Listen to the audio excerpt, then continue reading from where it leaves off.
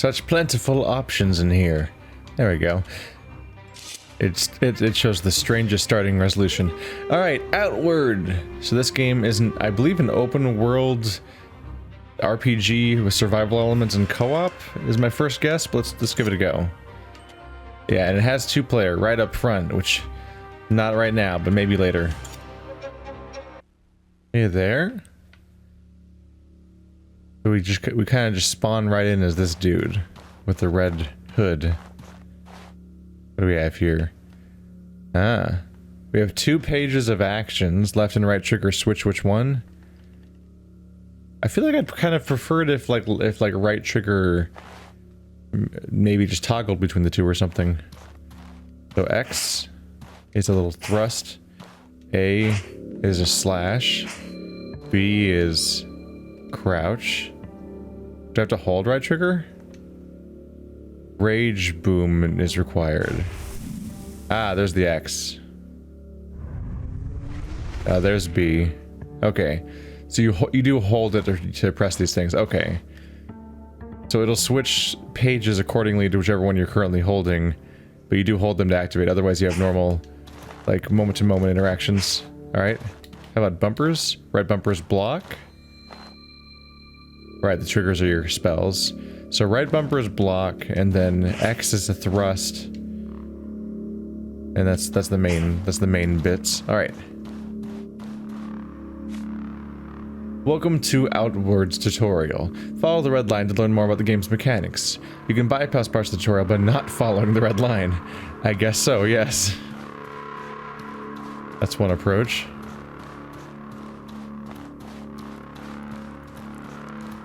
Pretty dark in here.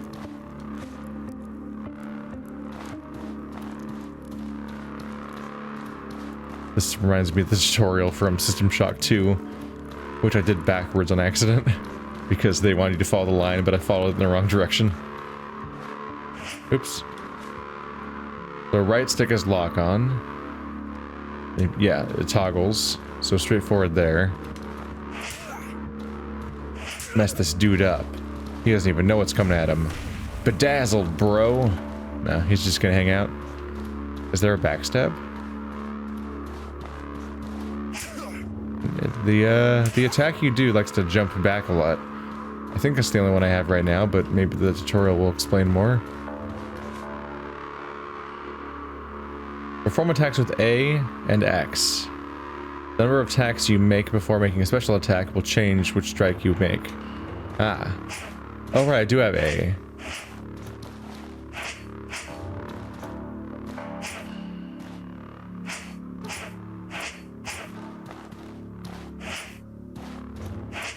Okay, so it's a little bit like the Dynasty Warriors system, where one is your primary and one is your secondary. And the secondary is like the combo finisher.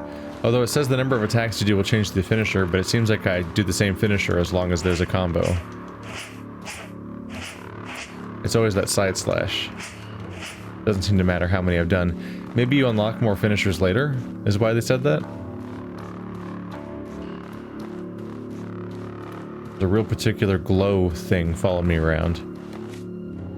Blocking with right shoulder reduces, it prevents damage from a strike and reducing how much you'd be knocked back. You're better with a shield. Oh hey. A shield. Gimme. Haha. Can I stand against my stamina meter? Excuse me. Nope. Stop. Evade attacks by dodging with left shoulder. Ah, wow. If I play this game extensively, I'm definitely remapping these buttons, because right bumper block, left shoulder... This makes sense to me. Well, no, I would do left bumper block out of habit, probably for Dark Souls. And, yeah. Left bumper is a weird place to map the dodge to. Ow, my face. Waha. Yep. Yep. Yeah. Oh, bad dodge. Alright. Is there a run, I wonder? Oh, yep, you hold block. Or you hold dodge, I mean.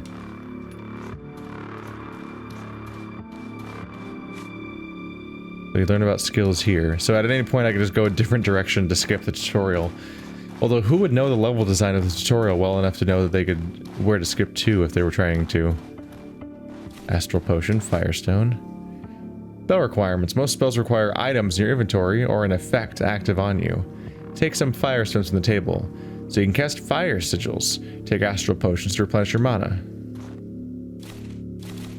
Okay. That encourages you to craft and scavenge and explore so you can have the resources you need to cast the spells in the first place. So press back and you can assign things to your quick... yeah, your quick bar. Well, there's a lot going on here. Okay, so we have my inventory, including these items I found. My actual equipment, which is what is currently equipped on my character. My base stats. Effects. So when buffs and debuffs happen, they'll show up here. Crafting. Yeah. You can craft your own equipment from scratch. Bonfires, campfire, arrows, quarterstaves. Quick slot. Here we go. Try assigning a skill. Looks like they're already all equipped. So not this time, but I could. Or I could make an item go there. Yeah, like a potion to restore. So now if I press left trigger B, I'll drink a mana potion so I can cast more spells. Throw Fireball. First, put the Spark and Fire Sigil skills in your quick slot. And be certain to have Fire Stones in your inventory. Cast a Fire Sigil, then use Spark while standing inside the sigil. Okay. So cast a Fire Sigil. And then while I'm in it, press Spark. Boom. Okay, and then it's on a cooldown for a little while. That's interesting. You mix the spells together, basically. And then you loot the ghost, because the ghost has lootable items. Interesting. So pressing right trigger Y creates this zone, and then when I'm in that zone, Spark apparently becomes a fireball. I wonder if that's described on here. Let's see.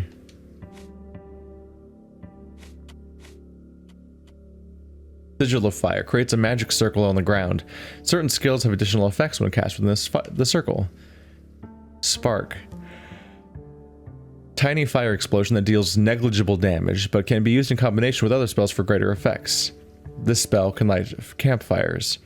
So I have infinite use of Spark, but I don't have infinite use of Sigil of Fire.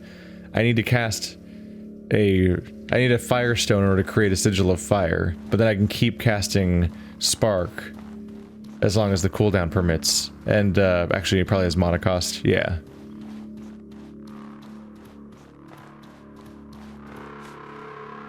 Physical skills often require you to wield a specific type or a specific weapon type or to have a status effect on you, such as Rage Boon.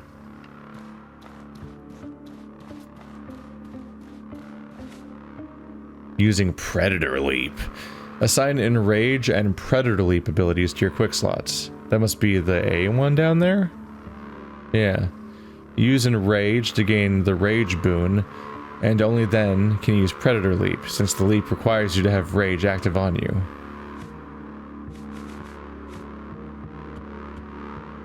Seems relatively complicated, actually.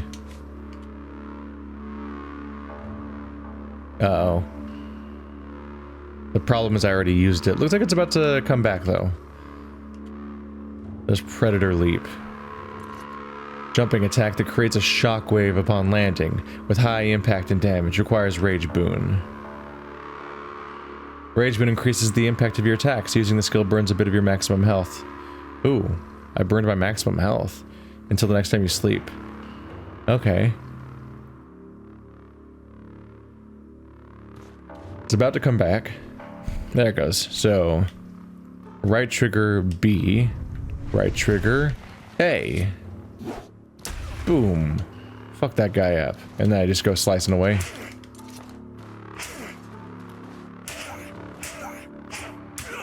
He's dead.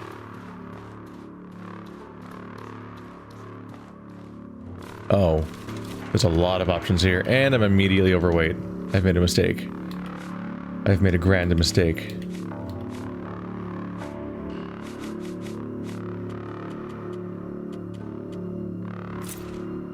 Oops, that's equip. Could go for a spear or something if I want to. Oh, I can't even walk while I'm overweight. I've made a grand mistake. Let's see. Drop.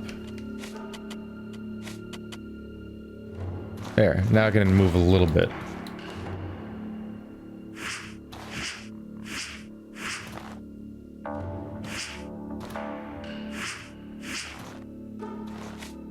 Give us a little preview of the options. Let's go back to my sword. I think that's what I had before. Right now we can't really carry very much. Oop. Keep pressing start.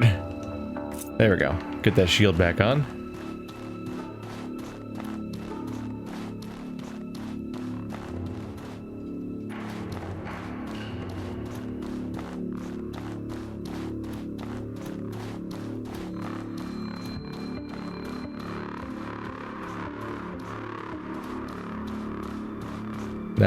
One of those alternate paths lets you skip through the tutorial.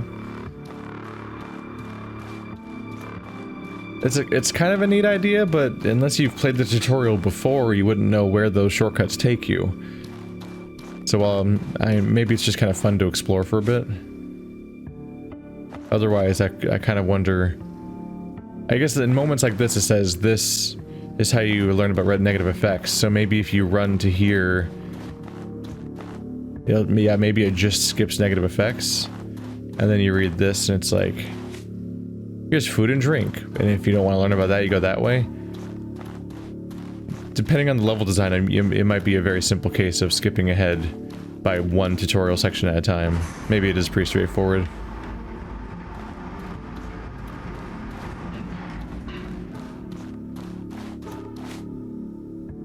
Removing negative effects. Status effects are displayed in the bottom left of the screen. Removing negative effects is important between battles. For example, bleeding damage deals damage over time and is healed with bandages. Okay. Doop. Let's just fill that inventory until I can't walk anymore.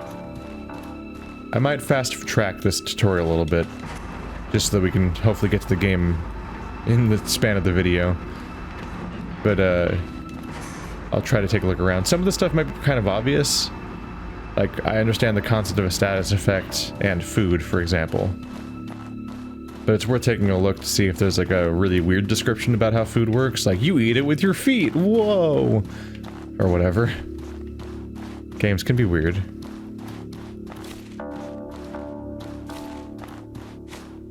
To appease your thirst and hunger, or you will pass out. Animals and plants provide food, while bodies of water can quench your thirst, though you will need a water skin to carry water with you. Yeah, there's a concern. Oh, gather is an automatic hotkey. Cool. Drink. Let's fill up that thirst meter, which is somewhere, presumably.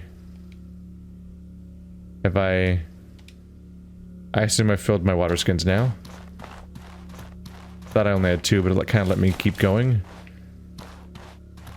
We're getting overweight again. Whoops. It's because I'm taking every single thing they show me. Is that a metal ladder? Kind of, yeah. Wood on the outside, metal on the rungs. Illnesses. Cook your meat and boil your water so as not to become ill. It takes a long time to recover from illness, though medicinal teas can help. Oh, you can get sick if you don't boil your water and so on. Open corpse. That's an interesting description. I've become overweight. To cook in the wild, you must craft campfire kits. Gather 3 wood from the nearby tree. Then craft it. So here's where the stuff begins. The survival aspects of the game. Oh, 3 wood, 1 go. There we go. I'm gonna not be able to move soon. This is gonna be a problem. Once you have a campfire kit, go to your inventory to use it. Then you can deploy the campfire on the ground. If you have flint and steel in your inventory, interact with the campfire to light it.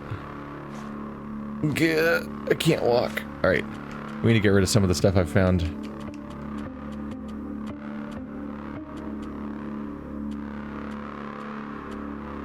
Let's see. Blue sand. Firestone. I imagine we're never going to be here. It's a tutorial, so I imagine we don't need this stuff in the future, probably. This is for crafting bows. Cooking pot.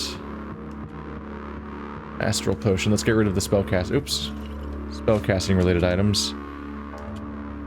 Just so I can walk again.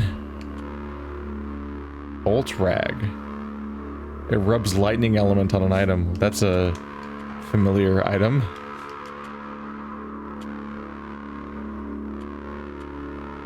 Yeah, your tutorial character can't actually carry much, can he?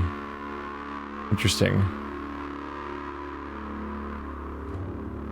Concoction that cures common cold and restores burnt mana. It takes hours after drinking this to fully recover from the cold. Oh, this game is heavily into survival elements. I wonder what hours means in engine, though. Anyway, deploying campfire kit. Light campfire. There we go. Use campfire. Let's cook that food.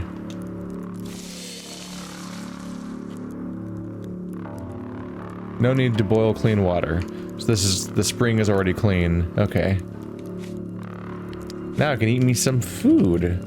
Cooked alpha meat. I don't like the phrasing of that necessarily. There we go. Would you like some hot alpha meat? Oh, there's a lot to work. Wow. Oh yeah, you could spend a lot of time learning everything from this tutorial. Look how nice that bowl of food looks. Aw.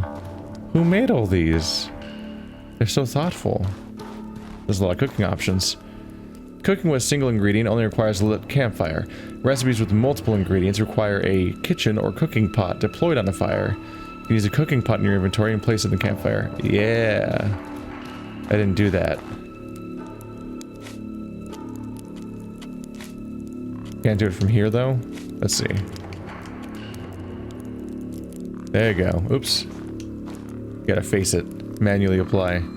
So now it's actually a cooking pot, and now I can do complicated things like gayberry jam and meat stew and travel ration. Let's go make some jam. Where's your gobberies? Is that your gobbery? How do I get your gobbery? I don't know if I can actually gather these items. Seaweed, salt. Ah. Is that a recipe you learn by reading? Teaches how to craft food. Using a cooking pot, yeah. Now I know Cierzo ceviche. I can't. I'm just guessing how to pronounce these things. Which is those items together. Which is probably the same items that were on the shelf. Yeah. Boom. Are you ready to make a recipe? We're never gonna get to the real game, are we? This is a pretty complicated tutorial. I don't really regret it either. This is neat. There's a lot to take in here. Dish of raw rainbow trout that keeps the fish's mana restoring and elemental resistance attributes. Ah. So you can cook really specific crazy things. In a best case scenario, this game might end up feeling a little bit like Breath of the Wild with more intense RPG mechanics. At least the mechanic type things, as opposed to I don't know how if there's any story RPG stuff going on. Managing your temperature in extreme climates. Yeah, speaking of Breath of the Wild elements, this game also has, not only is this game multiplayer, it has split screen if you want it, which I just want to give them a round of applause for that. So few games actually do proper split screen nowadays. That's really cool that this game has it. In hot climates, drink water and wear clothing tailored to protect against the sun. Heavy armors rarely protect against heat, though. Ah. That's probably semi-intuitive. I think I'm just gonna do the short version of this. Oh, we have a temperature meter on the left side of the screen next to all my meters. So it's health, stamina, mana, and then temperature, which is the vertical meter there. In cold climates, campfires and torches warm you up. Padded or fur-lined clothes also protect against the cold.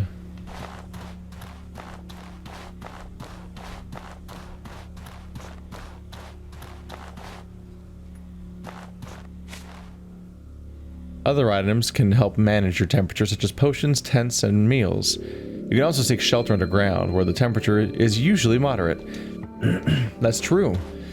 Generally speaking, underground caverns that are sufficiently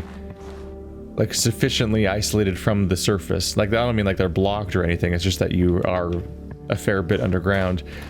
Temperature tends to stagnate completely underground into a nice, consistent place. It's just, you just kind of, the temperature of the water, the temperature of the air above the surface starts to become less important, and the temperature of the Earth's crust itself becomes the main source instead. Managing inventory capacity. Oh, a backpack! Give it to me. Give me a proper backpack. Equip. There we go. Yes. Now I have a capacity of nothing. So wait, it's still 10. Equipping this backpack slows your dodge. Sure. It has a capacity of 50. Oh, the backpack's a separate inventory. Lanterns in your backpack and not in your pouch are hung from your backpack, freeing your offhand for a shield or two-handed weapon. D-pad left. Oh, I have to go get one. The Wolf Claymore. So now my dodge is slowed down, but I'm a backpack boy. But if I take off my backpack, I can go waha, shaha. Interesting. Interesting. So you can carry loot around in a bag that you specifically have to put down if you want to get into a big fight where you have all of your options available. And then, yeah, these Wolf Claymores I have are heavy, but they're now in my Nomad backpack where I have more carrying capacity. Because my character can carry 10, the backpack can carry 50. Okay. Yeah, this game has some cool ideas. Don't know how it'll feel to play yet, because we haven't gotten there yet, but yeah. Backpacks increase the inventory capacity, but usually slow down your dodge. Yeah, I largely figured out those things that it's saying. Ah! Hi. Go away. I don't want to fight you. Leave me alone. What? Are you still following me? Alright, I guess I need to fight this guy by dropping my backpack and kicking his ass.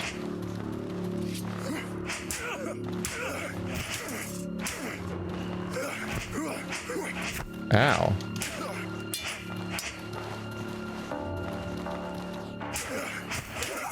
Got him. Big ragdoll. You know, before I loot him, let's put my backpack back on. Be kind of funny if you're playing co-op and your co-op partner just grabs your backpack and runs away. It's my loot now. That might actually work. Even with a backpack, you cannot take all the items you find. Equipment is quite heavy, and even coins have weight. It's gonna be one of those games where even your money weighs something. Equipment breaks during combat, becoming less effective. Lanterns burn out while they are lit, and can be refilled using crafting. Food rots over time, even when resting or traveling to another region. Wow. This game went heavy on the survival mechanics, apparently. Jewels! Take all the jewels. Let's fill this capacity. Whoa. Compare? Right stick. Oh, right stick. Oh, yeah. Noticeably higher stats. You know, I kind of want to set up. Okay, yeah, now I'm way overweight. What if I just equip these things, though? Be all badass. Put some armor on. Get myself a cool shield. Ooh. Look at this thing. Whoa. It's got this really excessive lighting effect coming out. Is that just me in general? Because I'm a spellcaster? The Wolf Claymore does way more damage than that guy did. Oopsie. Oh, you can put equipment on your hotbars, which definitely makes sense. Because then if you're worried about being able to get around reasonably, you can just... You can... if you want to have different options available for different scenarios, you can switch between your items by putting them on your hotbar. Which makes a lot of sense. I am currently overweight, and that is a problem. There we go. But we can move these things to our bags. Or let's drop the wood. They taught me how to pick up wood, but they also gave me a camp thing at the time, so I didn't actually need to use it. Bleh. Explore stack. Interesting.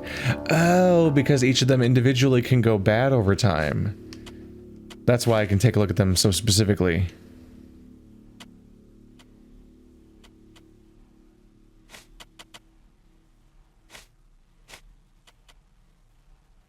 There we go. Now I'm in full armor.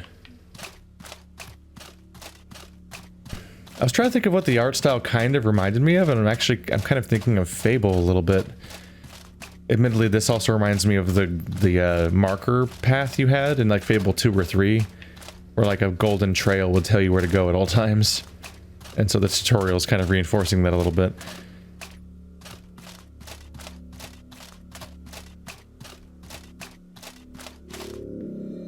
Proceed forward to learn about resting. This is extensive. Kind of needs to be though, the game has a lot of mechanics. Sleeping removes tiredness and restores health. It also restores maximum health, which is lowered by all sorts of things. Enemies can ambush you. Guarding lowers the chance this occurs. Where you decide to rest also affects your chance. Repairing durability. Yeah. You can repair whatever you're currently equipping, apparently.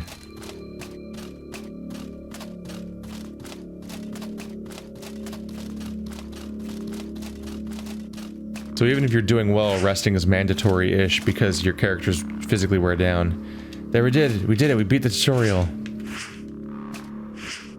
There we go. It's a cool weapon. We can at least take a look at the world for a moment. The tutorial more or less took up an episode's worth of content, but you know, that's fine. Let's take a look at the game itself for a moment. In two-player, no. Jim, Orion, Tremon, Kazit, Ori. Yep. You get some options here. Male or female. I'm gonna be female Jim. Yeah, female Jim. Bunch of face options here. Some hair options.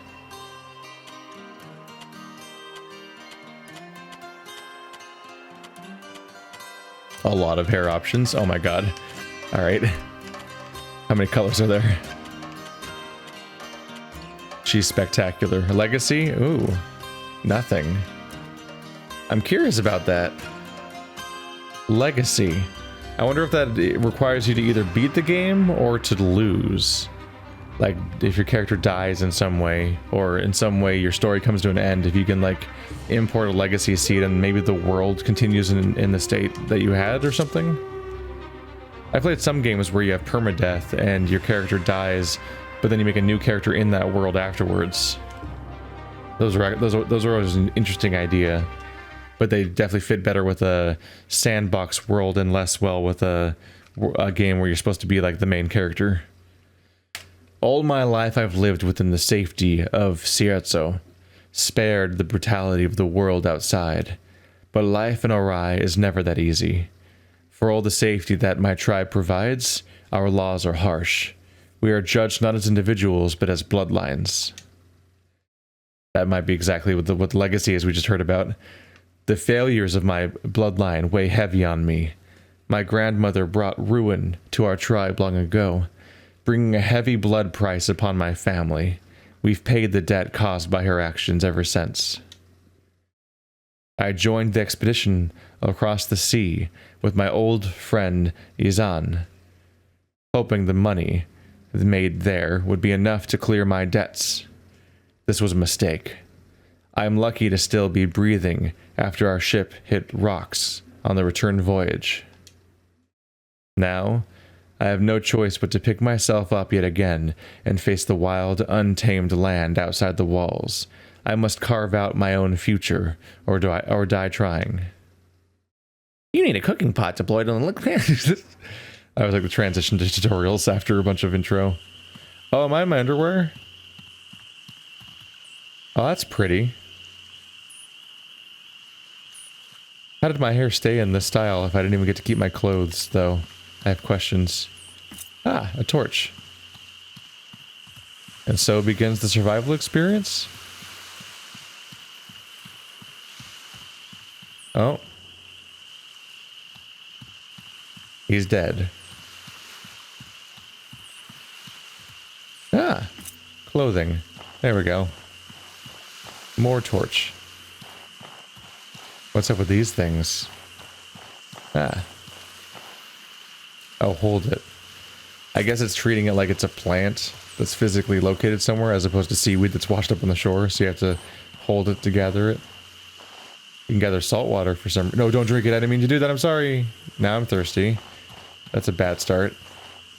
These things are cool. They have these giant shells of some kind of mineral inclusions that either... Oh, they might be bioluminescent, actually. Or they might just be reflective. They might be reflecting the light around here.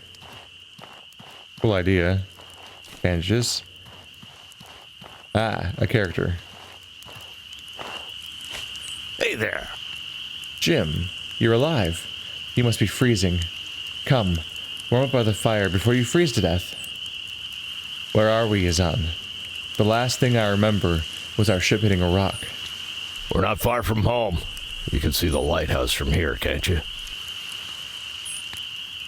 Suddenly voice acting, but only a little bit of it. Edzo made it out too. He's making his way home to Sierzo to get help. He's a Kazite. He was born on a ship. This probably isn't the first time he's had to survive a shipwreck. Go ahead and sleep in one of the extra bedrolls. And I'll keep watch for Ito and the rescuers. I get the feeling we don't get rescued in this game based on, you know, the premise. Weird use of super partial voice acting.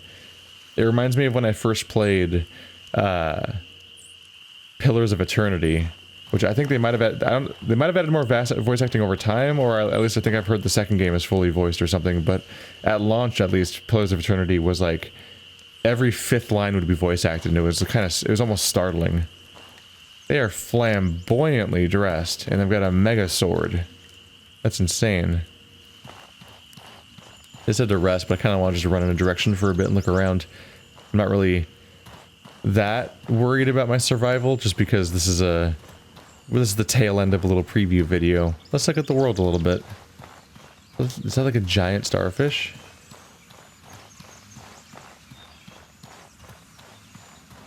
Look at that. A lot of sea life just kind of coming onto land, apparently.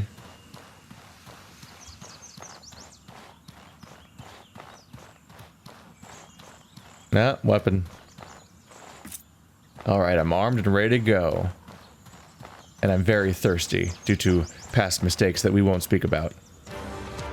Ah, they kind of... Oh, whoa! Doggy, what's wrong with you?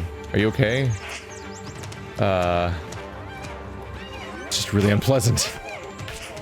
I'm a little worried about the poor guy, but also I'm gonna murder the shit out of him and eat him. There we go. A hyena. Alright, so just like the tutorial, we have a carry capacity of 10. Can I drink this water? Is it not salt water? Clean water. Yay. That'll fix my previous mistake. There we go. So it looks like we're doing fine on temperature and actually trending upward because I'm holding a torch. I have no spell casting of any kind so far. Oh. Yeah. Let's do this. I'm definitely remapping the controls if I ever play this game again. The default seems strange to me.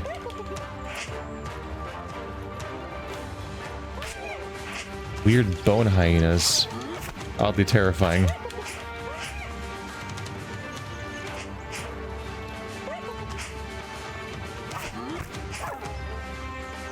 Yeah, wow. What's going on with those guys? Alright, well I can't show everything extensively in one video, but this is a little preview. You guys get to see what the world looks like a little bit after all that tutorial, so just imagine this kind of setting with those kinds of mechanics and what kind of game that might entail. If you want to check this game out for yourself, check out the links in the description to various stores.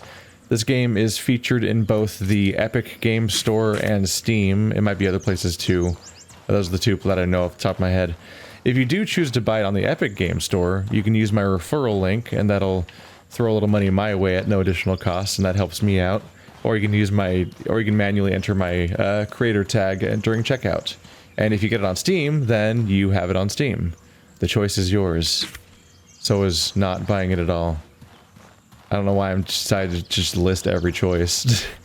Thanks for watching, like always, guys. Thank you to the, in this case, Epic Game Store for sending me just adding this to my library and being like, hey, you have this game now, so I could preview it. And see you guys next time.